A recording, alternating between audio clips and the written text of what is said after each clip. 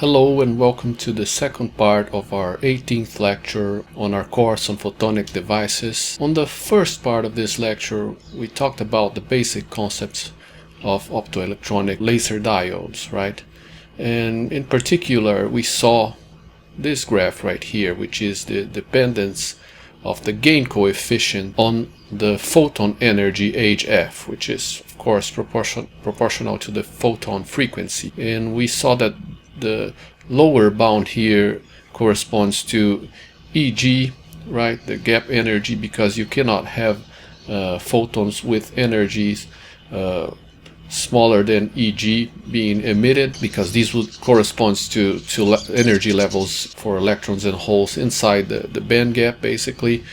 And the upper bound here on the right corresponds to EFC minus EFV, right, the Fermi level for the conduction band, or the quasi-Fermi level for the conduction band, minus the quasi-Fermi level for the valence band in the active layer, respectively. And in order to have population inversion, you basically need for this quantity right here to be larger than the photon energy, and that's why for energies to the right of this point, gain coefficient becomes negative and is actually an attenuation constant, right? So this is the region from here to right here is the region in which we have gain. And as you increase the excess carrier concentration by forward biasing the diode, you increase the gain coefficient. So these different curves correspond to larger and larger excess carrier concentrations. So with the rise in the forward bias current, the excess carrier concentration increases, as we've just said. And as the graph shows us, the bandwidth of amplification and the peak value of the gain coefficient also increases with delta n. This is what we just mentioned, right? If delta n rises from 1.2 times 10 to the 18th per centimeter cube up to 1.8 times 10 to the 18th, you see that the peak value right here is much larger than down here, and also the bandwidth increases as well. But the losses in the cavity are approximately constant within this bandwidth, and in fact we can plot a loss line, right? We could, let's say that the losses in the cavity corresponded to some value here. We could place it right here, and this would be the loss line.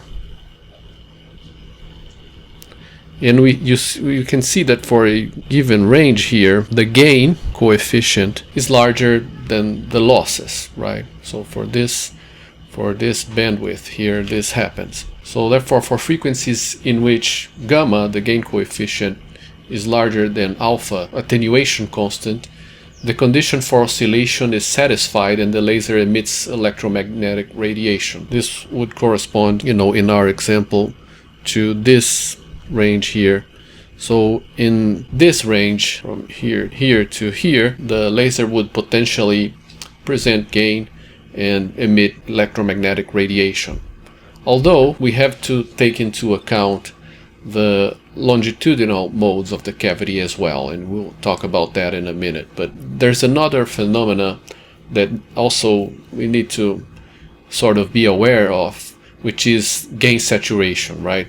And this will basically ensure that, for this range of frequencies that we've just talked about, in which the gain coefficient gamma, the theoretical gain coefficient, would overcome the attenuation constant of the cavity. For these frequencies, the gain will actually be clamped to this level, right, to the level of alpha, the attenuation constant. And this is the basic reason for this, is because gamma is proportional to n2 minus n1, right, which is the concentration of electrons in the excited state minus the concentration of empty states in the ground state. But as the gain coefficient increases, more and more emissions take place.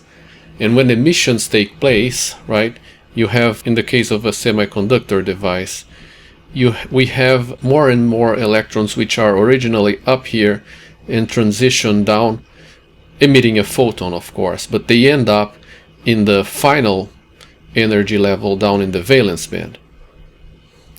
So as more and more, the larger the gain coefficient, the higher the rate of stimulated emissions, and as more emissions take place, you will produce more electrons in the valence band and empty states in the conduction band. And this is this final configuration here is exactly what you need in order for absorption to take place, right? So in other words, emission is associated with recombination, but with recombination you have the exact recipe that you need for absorption, because you would have electrons, in the unexcited state in the valence band and empty states in the conduction band. So you're producing the exact condition that you need for absorption, and it turns out that this will increase the probability of transition that lead to absorption, and therefore you will increase the absorption rate as well. So that's why the gain clamps down to alpha, to the attenuation constant, because if you increase the gain, you increase the number of emission, but this leads us to an increase in the probability of transitions that lead to absorption as well. So you'll have more absorption, and you have sort of a feedback mechanism in which the gain then drops down and is clamped at the value of alpha, right? In addition to this, if you have an increase in gain also generates more photons. As we saw, the rate of absorption is proportional to the photon flux. So this also potentially contributes to this clamping. So I do not wish to go further into this concept, but this just means that for this range of frequencies right here, if this is the loss line, of course, then the gain coefficient will actually be clamped to this level inside the actual laser. But aside from this, right, the clamping of the gain coefficient, the transmittance of the Fabry-Perot cavity also has to be taken into account. So light will actually be traveling inside the active layer back and forth, and will be reflected on the end facets or whatever reflective structure you have in order to make up the cavity, right? So in the case of a simple Fabry-Perot cavity, what you have is a surface right here which is acting as a mirror, partially reflective mirror, and the other facet right here which will also reflect light. And the length of the cavity is L, right? The length of this cavity. We mentioned that of course this will be in this case a waveguide, and you'll have a transverse optical mode here. So this would be, for example, the pointing vector, magnitude of the pointing vector distribution, or the field distribution would look more or less like this. But this is the transverse mode. But you will also have longitudinal modes of the cavity. And if you recall the theory behind longitudinal modes of a cavity, the longitudinal modes that are supported will be supported as long as constructive interference happens inside the cavity. So this is just a quick recap in a very simplified view of resonators. But light will be propagating inside the cavity and come back to the initial position, and basically in order for the resonant longitudinal mode to be supported, you need to have constructive interference inside the cavity. Now, in order to calculate this properly, you need to take into account the phase shift which takes place in the reflection process at either facet, but let's ignore that for a moment. So what you basically need is constructive interference. So in other words, the phase acquired by the wave in one complete round trip around the cavity has to be equal to a multiple of 2 pi, or 360 degrees, right? So we can write this you know, in order to calculate the phase shift, we just multiply the propagation constant beta by the total length associated with the round trip. So, you know, if a one-way trip is L, the round trip is equal to 2L.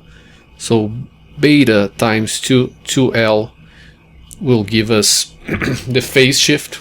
We can call this the round trip phase shift, and this has to be equal to an integer times 2 pi, right? Because, you know, once light makes a complete round trip, it needs to interfere constructively with itself at the origin, and if this is satisfied, constructive interference will take place. So therefore, you know, you would have m here equal to a positive integer, and we can substitute the propagation constant beta here for ineffective, so the effective index of the transverse mode, right? It will have an effective refractive index. So this is basic optical waveguide theory, right? So this would be ineffective times 2 pi over lambda naught, right? The free space wavelength. This is beta, and then, you know, you have the original 2 times the length of the cavity here.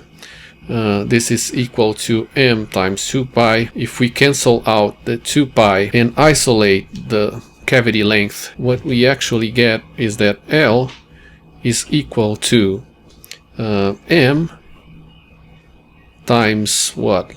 Lambda naught divided by 2 times the effective index, and then, you know, since this is the free space wavelength, we can substitute lambda naught by c over f and isolate f, right? And then we get f, which will be the resonant frequency, equal to m times c, the speed of light in vacuum, divided by 2 n effective times the length of the cavity. Okay, so for different integer m's, you have different resonant frequencies which will correspond to the longitudinal modes of the cavity. Just like if you pluck a string of the guitar, you'll have longitudinal modes with spatial displacement distribution or something to that effect. Here you have longitudinal modes with different electric field or electromagnetic field spatial distribution, right? So this could correspond to m equal to 1, right, in this equation, and this would have a given resonant frequency. So for m equal to 2, you might have something like this, right? M equal to 2, and so on and so forth. So the longitudinal modes of the cavity with the respective resonant frequencies. Now this is important because if we take into account this in the response of the emitted light, this will be a little bit different than what we saw here, right? So basically we said that for a given excess carrier concentration delta n, you have the gain coefficient surpassing the attenuation, the losses. So this would be the absolute value of alpha, right? The losses in the cavity. And for this range, you have the condition for gain. But if we take into account the cavity response, right? Because if you take a look at the transmittance of the cavity as a function of frequency, you will have resonant frequencies in which the transmittance is 100%, right? Separated by the free spectral range of the cavity, but you have modes with different resonant frequencies, and the equation for the resonant frequency is the equation that we've just derived. So you have the cavity modes, and this is the transmittance spectrum of the cavity. And this needs to be taken into account as well, right? Only in the resonant frequencies of the cavity will constructive interference take place, and will the cavity modes be supported, and therefore light will be emitted only at these frequencies. So the response of the laser will be a superposition of this, frequency response, right, of the response of the gain medium, which we've seen previously, the superposition of that with the cavity, frequency response. And this would give us something like this, right? You have the gain, but you only at the resonant frequencies, which are illustrated here, for which the transmittance is 1 or 100%, will you have light being emitted from the laser. So basically this would correspond to a multi-mode laser, right? The laser would emit at different resonant frequencies corresponding to the resonant frequencies of the cavity. So this laser, if this were the cavity of the laser, it would emit different lines in the frequency spectrum. This would not be a single mode laser. So these correspond, of course, to the laser longitudinal modes. And we also need to take into account the transverse modes. So as both the P and N type regions have refractive indices which are lower than the active region, transverse modes are supported, guided modes. So, modes supported because of total internal reflection. You basically have a slab waveguide, or you might even have a 2D strip, or rib or other type of waveguide. And this waveguide will support transverse modes as well. So this will add to the number of modes, right, that are emitted by the cavities. In other words, aside from the longitudinal modes, you might have more than one transverse mode supported by the waveguide, which constitutes the laser, right, with the active layer corresponding to the core of the waveguide. So different field distributions corresponding to the different modes could be supported, right? For example, this could be the TE0, the TE1, and the TE2 mode of the slab waveguide that we have right here. Now, the laser will only be effectively single mode and emit one single frequency if the waveguide is a single mode waveguide and the number of modes inside the region in which the gain overcomes the losses, is one mode only. So you need to have only one longitudinal mode up here, and in order to do this you need to work on your cavity. We'll talk a little bit about this later, right? Basically, if you decrease the length of the cavity, you increase the FSR, the free spectral range, so the frequency separation between these resonant frequencies here, right? The FSR in this case. And if you increase this, it is possible to satisfy the condition in which only one resonant frequency falls within this region right here. So in this case you'll have only one longitudinal mode, and if in addition you have only one, the waveguide is single mode waveguide, then you have a single mode laser only under these conditions. So we have to be mindful of this. You need to design properly, depending on whether you want a single mode laser or not. You need to properly design the waveguide and properly design the cavity as well. So this is summarized here. The laser can only be a single frequency laser if one transverse and one longitudinal mode are present in the cavity. Now we can also derive a relationship between the gain, the peak gain, in the forward bias current of the laser diode or the injection current. And the way to do this is by considering that the peak gain has a linear dependence on delta n and I. So the peak gain, if we were looking at the curves of the gain coefficient that we just looked at as a function of frequency or photon energy, which are proportional, we saw that these curves look like this, right?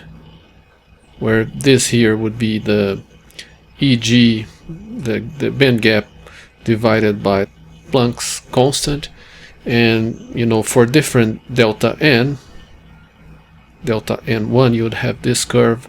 For a larger delta n, you might have this curve right here, and so delta n2, and for delta n3 you might have this curve right here, and this would have different peak values. So the peak gamma would be gamma p1 for this guy right here, gamma p2 for this one, and you know, gamma p3 for this third curve right here. And what we're saying here is that if you plot the peak gain coefficient as a function of the excess carrier concentration delta n, you basically have a line with a positive slope like this one right here. And we can find out what the equation of this line is if we basically know 2 points along the line. We know that when delta n, the excess carrier concentration, is equal to 0, there's no current injection, right? We just have to think about what delta n is, right? The delta n is the excess carrier that are injected in the junction. So let's say that this is the PN junction, and we have the depletion or the active layer right here, right, with the negative immobile ions on this side and the positive immobile ions on this side, and we've forward biased this diode, so we've applied a voltage source here which will provide a forward or a direct current I, and as I increases, right, what we've said is that the excess carriers delta n inside the active region, i.e. the depletion layer, will increase proportionally. But if I is equal to 0, then delta n, which is the excess carrier concentration, will be 0. You will only have the, you know, carrier concentration that you have for a thermal equilibrium junction, right, unbiased junction. So we know that you know, when I is equal to 0, there is no excess carrier concentration, and you just have the junction sitting there without excess carriers, which are responsible for increasing the probability of transitions that lead to stimulated emission. So you just have the material itself with its regular absorbance and its regular attenuation coefficient. Therefore, if you do not have forward bias and a forward bias current, delta n will be equal to 0, and you just have the material sitting there at thermal equilibrium, and the gain coefficient will be equal to minus the attenuation constant of the material, because, you know, there's no excess carriers, just you only have the material. The material will have a given attenuation coefficient, and this will be what gamma is under those conditions, right? So this gives us one point right here, which is this point, right?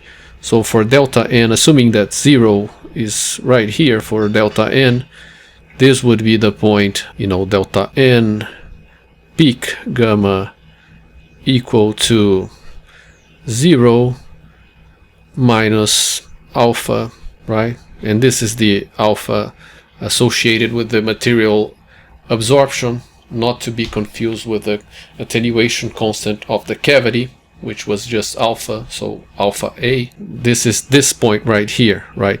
So if you read the gamma value here, it would be minus alpha A. Now, as we saw, negative gamma corresponds to attenuation, so this is basically the point in which there's no forward bias there's no forward bias current, and you have only the material sitting there with its attenuation constant due to absorption. If you increase the forward bias current, there will be a point in which, for a given excess carrier concentration, which will occur for a given value of forward bias current, the material will neither absorb nor have gain.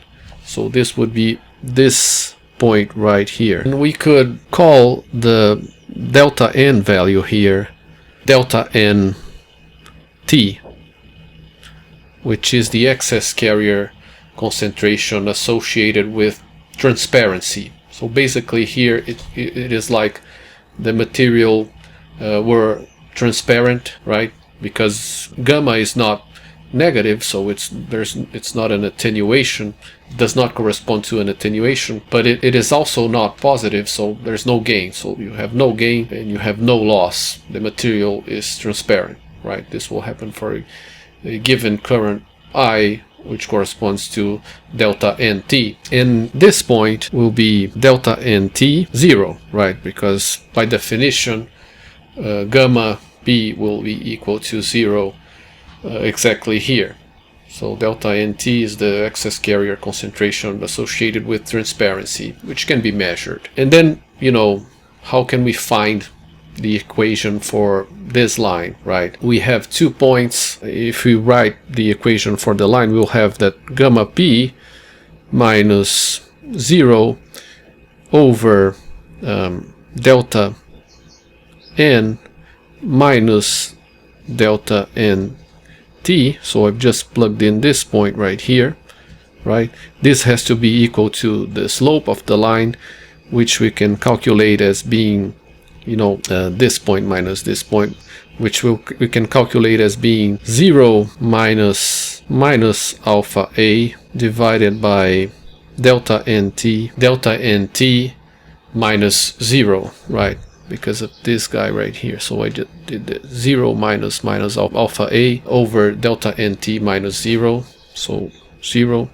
And then we just manipulate this a little bit, and what we get is that gamma P will be equal to alpha A over delta NT times delta N minus delta NT, which can be further simplified, into this, right? Gamma P is equal to alpha A. If we multiply both terms inside the parentheses, we get alpha A times delta N over delta NT minus 1. Now this is the equation of a straight line describing the behavior of the peak gain coefficient as a function of the excess carrier concentration delta N. So this is what we wanted to obtain, but it would be more useful to derive an equation which relates the peak gain coefficient to the forward bias current. And in order to do this, let's recall that the excess carrier concentration from the injection rate we found to be equal to this, right? The recombination lifetime tau multiplied by the forward bias current I over E divided by the volume of the cavity, which is the length of the cavity times its width times its height, okay? And we know that the current density is equal to the current divided by the cross-sectional area. So, this right here, considering that the current is flowing downward, the cross-sectional area, in this depiction the current is flowing downward. The cross-sectional area is the width of the cavity times the length of the cavity, which we called L. Therefore, J, the magnitude of the current density, will be equal to I divided by the area, which is just L times W, right? The length times the width of the cavity. So we can substitute this here by the magnitude of the current density J, and we get this equation right here. Okay, delta N is equal to J times tau over E times D, the height of the depletion region or the active region. And under transparency, the relationship between delta N and JT will be exactly this, except that delta N will be the transparency excess carrier concentration, and J, the current density magnitude, will correspond to JT, the transparency current density magnitude, right? So you have that delta NT is equal to JT times tau over ED. And if we divide the first equation by the latter, in other words, if we divide this equation right here by this one, tau E and D will cancel out, and we'll find that delta N over delta NT is just J over JT, which is also equal to I over IT, right? Because J is equal to I divided by the cross-sectional area, which is the same.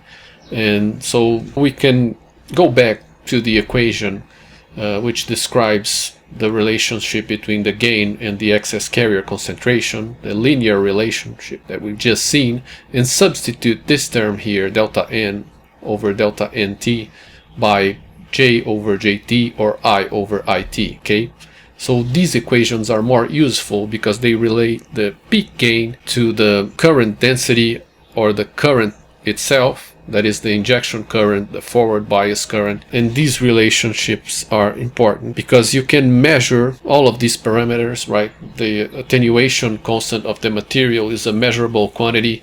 The transparency current is just the current, the forward current for which the material will not absorb nor have gain. It will be effectively transparent. This is a quantity that can be measured as well. By measuring this current, we can find the gain as a function of the forward bias current. Okay, that's the importance of this equation, and this, is the same thing but as a function of current density. So these two equations here, which we've just derived, are very important for this reading, right? They describe the relationship between peak gain and forward bias current. Okay guys, so this was it for this lecture. On our next lecture, we will keep talking about concepts related with laser diodes and optoelectronic devices. We'll go further into the way that the cavity is made up in terms of the different types of cavity that we can have in a laser diode, and how these, basically the design of the cavity length and so on, will have an influence on the modal characteristics of the laser, whether it's single mode or not, and the line width of the emitted light as well. Okay, so thanks very much for your attention, and I'll see you on our next lecture.